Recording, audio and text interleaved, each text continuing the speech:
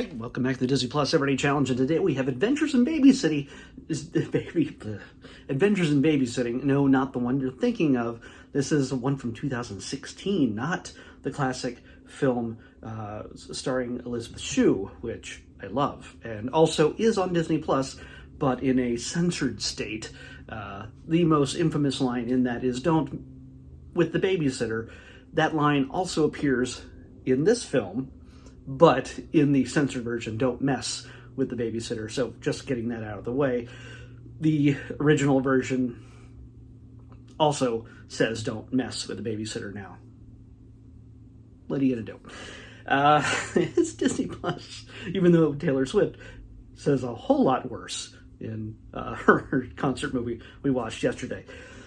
So anyway, this is the Disney Channel movie version of this entire adventure. It is very updated for the modern era, using lots of cell phone mix-ups and a lot less horny teenage boys. There's no, in the original there was just two teenage boys who were kind of hot for the babysitter. But no, these guys, one is interested in cooking and baking, and the other one is, he just wants to go to a concert, disappears, and causes everybody to have to leave the house in order to retrieve him. And, well, that's a whole thing. Well, we'll get to that. He plays a kind of a small part in this, but important to the plot. This is different in the sense that there's not just one babysitter, but two babysitters, played by Sabrina Carpenter and Sophia Carson. So, yeah, you know Sophia Carson, obviously, if you know Disney films, you know her from The Descendants, and she's a pop star, she's singing, and she's in her 20s, at least somewhere in her mid-20s, still playing a teenager, because she's just youthful and very pretty. So, yeah, what we got, she plays the more rebellious teen to Sabrina Carpenter, who plays Jenny. Jenny is technically our main character from the start. She's a little bit more uptight. She's a little bit more by the book when it comes to everything in her education and babysitting, of course. Due to a mix-up, they get each other's phones, and they don't like each other very much because they're very different, but they're also fighting for the same, I guess, internship or some kind of fellowship that has to do with photography, art, whatever. Even though it's Sophia Carson, she plays Lola. She's the one who's carrying the camera around all the time. Jenny is she's taking care of kids. And not very well, technically. It's a lot of chaos. They go into the city, and in this case, it doesn't say which city, and maybe I looked away at the wrong moment. I saw some high-level shots, and I couldn't identify the city from, the establishing views. There was a green-colored stadium in one corner and lots of bodies of water, so for all I know, it could have been Toronto or Vancouver or Boston. It wasn't Los Angeles. It wasn't Chicago, from what I could tell. The original one took place in Chicago. So yeah, it's just lots of chaos. Each of the kids get their moment, and of course the babysitters have to team up in order to get the kid back, and then of course all sorts of other things happen involving a ferret, a blue ferret, sapphire ferret, and these guys chasing them down due to misunderstanding. There, of course, anytime you have two swarthy-looking grown men chasing after a bunch of children in the city, it's fairly terrifying concept right there. So they're bumbling. They're the wet bandits of the city, whatever's going on in this film.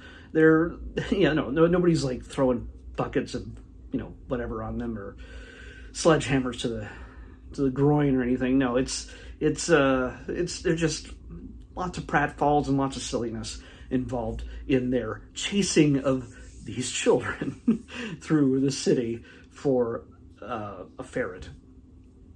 Yeah. And in fact, the ferret at one point disappears and then reappears at a moment that I just, like, how did it get there? And it became part of the chaos. I don't know. Anyway, there's run-ins with the police. There's also, yes, were you wondering if there was a moment where our babysitters have to stand on stage and perform for an audience, like in the original? Yeah, there's a moment like that. There's no blues club. There's no Chicago Blues Club in this case. In this case, the horde of the two very white babysitters, like super, like cornbread, just white as anything, Jenny especially, and all the kids, they end up at a hip-hop club in the city, and yeah, Jenny and Lola and each of the kids end up rapping. Yeah, there's even a rap battle of sorts between the babysitters. I realize for many kids, this might be younger ones, this might be their first adventures in babysitting thing. By the way, there is no Vincent D'Onofrio, who is the kingpin in Echo and Daredevil and everything else. There's no Vincent D'Onofrio playing Thor in this one. Yeah. There's, by the way, there's twice, maybe 3 times as many kids and twice as many babysitters. So it's, yeah. It's a lot. It's very convoluted, but everything serves its purpose in the course of the plot line, and everything resolves as you would expect it. It's a Disney Channel film, so yeah, everything sort of ends happy. There's no crazy sequence on top of a diagonal roof building like Chicago has. No, there's none of that. But yeah, there's just lots and lots of chaos, and of course, cute boys that the girls are seeking or being sought by. So, how does that work out? Well, you'll have to see to check it out. Of course, I will always prefer the original uncensored version, and Elizabeth Shue, of course.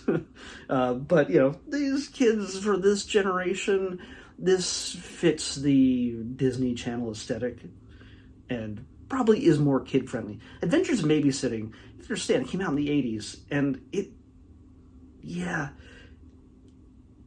even though technically it would be a kid's film, it has a lot of mature themes in it, the original. This one, no. Some mature themes, but it's not the kind of thing you could, if you're a parent and you're like, oh, should I let them watch this? Is there swearing in this one? No, not at all. This is the safer of the two, if you wanted to make sure your kids are not listening to swear words or seeing any suggestive themes, like boys into porn. Yeah, so, because, yeah, I remember the original, she kind of looks like this girl that's in a magazine that the boys have. Yeah. So, this is not that film. This is the Disney Channel version, and you can share this with your kids. To me, it's not as good. That's just me. But Sophia Carson is not hard to look at. She's a very pretty young woman. So is Jenny, but it's still, yeah. She's half my age, but still, she's an adult, and that's what matters. Let's pick tomorrow's episode. 322. Why does I keep hearing a sound? 322. It's like something trying to get through the door. Oh my. You got another movie. But this is an animated one. We've seen, there's 2 of these featuring this character, I believe on Disney Plus. We've already watched one of them. This, I imagine this is the sequel, based on a series of books. I imagine it's not a very long movie. It seems like it's a made-for-video type of movie. But we'll see. I don't think it was in the theaters. If it was, I'd be very surprised.